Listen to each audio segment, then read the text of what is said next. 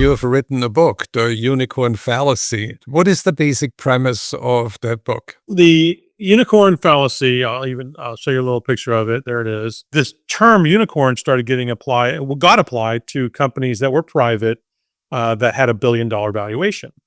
And I thought, wow, that's incredible. Like, that is really unique and hard. And the initial unicorns were people like, I think, Facebook and, deserving companies that truly were unicorn. Then it became kind of this, I'm going to make my little startup a unicorn. It got to the point where everybody you'd meet their business was a unicorn. I would meet these young entrepreneurs. And this is after I'd taken Exactly public. We were never a unicorn. We never got the $1 billion, valuation before. And I would talk to these guys and I'd be like, wow, so you're a unicorn? Like, that's incredible. Good on you. What's your revenue?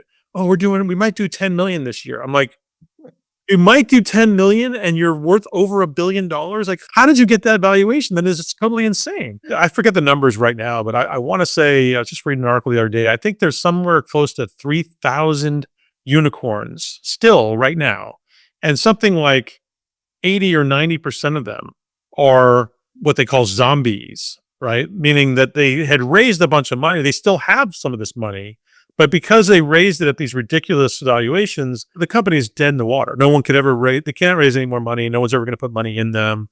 The employees, I have no idea why they stay. The unicorn fallacy was really written because Exactly is a really interesting case study of both, right? Like, in the early days, prior to the IPO or even after the IPO, we fell into that. Everything was around growth.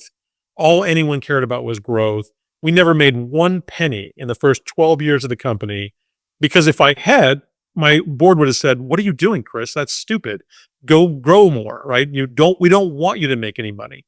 When Vista bought us in 2017, it was kind of like the adults joined the party and said, "Guys, this isn't how you build a business.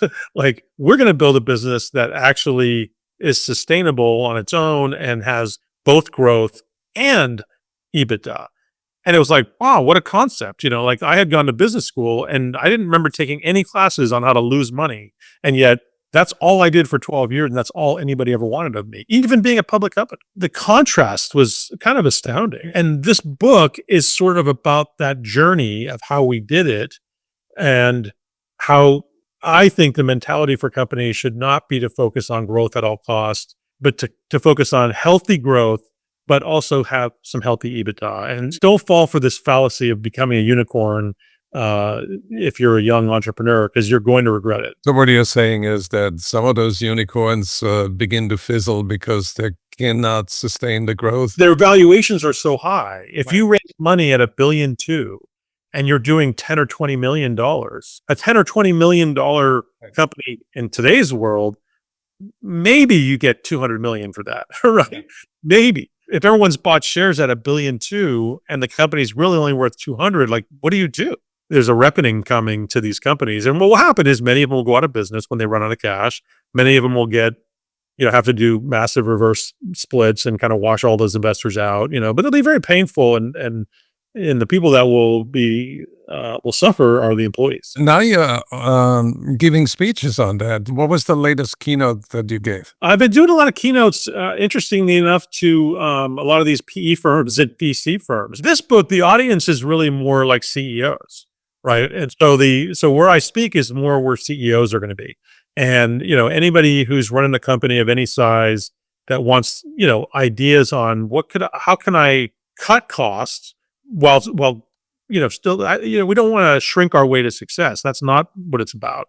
It's about building a healthy, strong, growing business, but do it with some common sense and do it with an approach to the bottom line that I think has been lost in a lot of the, VC-backed world historically. You're also talking about the right mindset for a business to choose the path of the growth be organic and sustainable. I mean, when you're spending other people's money and they don't care, you spend it. But when you're spending money as if it was your own, you're going to make different decisions. I try to think about every dollar I spend, even at Proverity, as if I'm writing this check out of my personal checking account.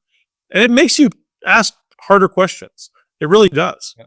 But you know how many people think that way and do that? Not very many. And the bigger you get and the more money that's flowing around, the less that happens. And that's when you get in trouble. I recommend that our listeners go to Amazon.com and get a copy of the Unicorn Fallacy. And let me know what you think. You know, I'd love to hear any feedback. Thank you so much, Chris, for your time and for your patience and for sharing all your insider knowledge, which is probably worth more than $1 billion right now.